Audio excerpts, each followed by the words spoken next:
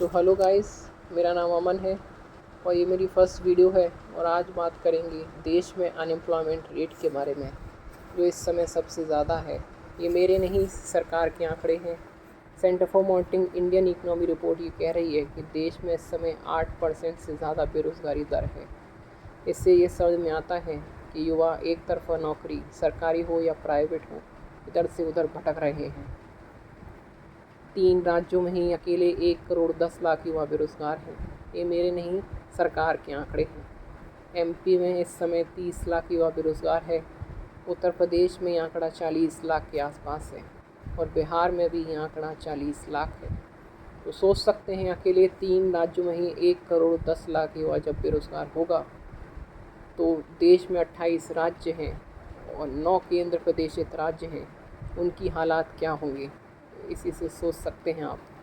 देश में जो हमारे युवा हैं वो हमारे एसेट्स थे, पर कितने साल बाद वो हमारे लाइबिलिटीज़ बन चुके हैं।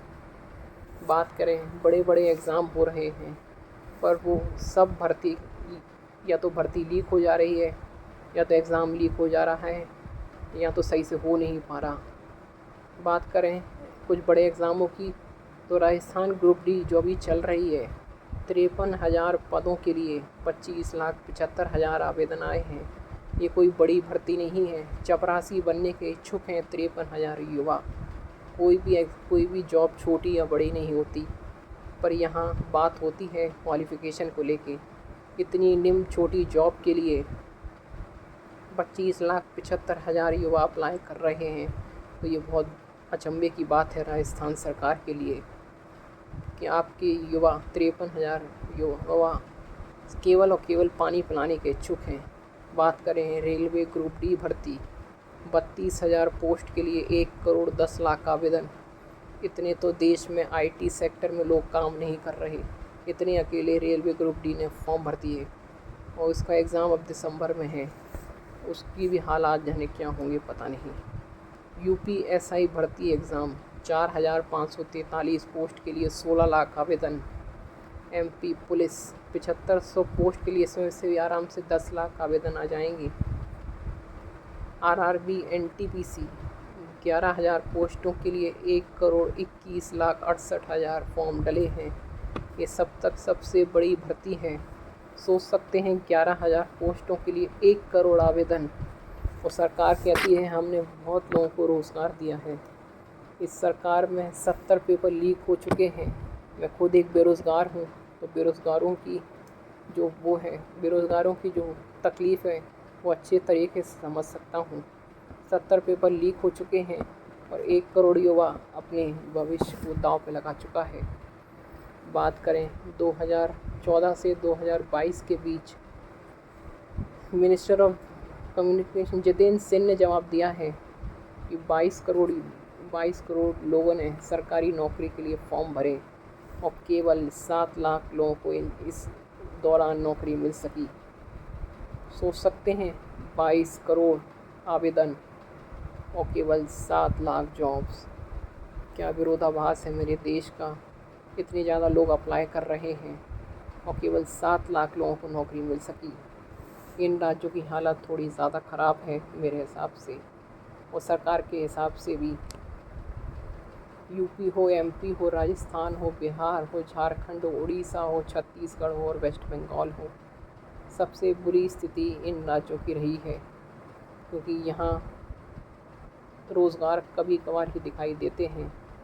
यूपी की हाल 2018 से युवा वहाँ तैयारी कर रहे हैं शिक्षक भर्ती की, पर अभी तक कोई अता पता नहीं। एमपी में तो वैकेंसी कभी कभार ही दिखाई देती है। राजस्थान का हाल हर कोई जानता है, बिहार का हाल हर कोई जानता है, झारखंड एक बीमारू राज्य है, सबको पता है। फिर भी क्या हालात हैं देश के। टाइम्स ऑफ इंडिया की रिपोर्ट ये बता रही है कि इस समय 83% युवा बेरोज़गार हैं इंडिया में। जो युवा हैं, 42% of Indian graduates are employed who have the degree of MBA। उनके पास MBA की डिग्री है, वो भी 42% युवा बेरोज़गार हैं। मैं खुद बेरोज़गार हूँ, तो मैं उन बेरोज़गारों का दर्द अच्छी तरह से समझ सकता हूँ। नौकरी मांगो तो लाठी मिल रही है, सरकार से सवाल करो, तो या तो मैं मुसलमान हूँ या तो मैं सरकार से सवाल नहीं कर सकता, क्योंकि कई लोग वहाँ बैठे होंगे। इस समय 76% इंजीनियर ग्रेजुएट्स हैं। आईटी की जॉब इस समय आ तो कम रही हैं, जा ज़्यादा रही हैं। 42,000 ले ऑफ हो चुके हैं पिछले 6 महीने में। अभी भी 3-4 महीने अभी बचे हुए हैं। इनकी जो इनिशिएटिव्स हैं वो भी पूरी फेल हैं। पता नहीं क्या बना रहे, कौन बनाता है इनके।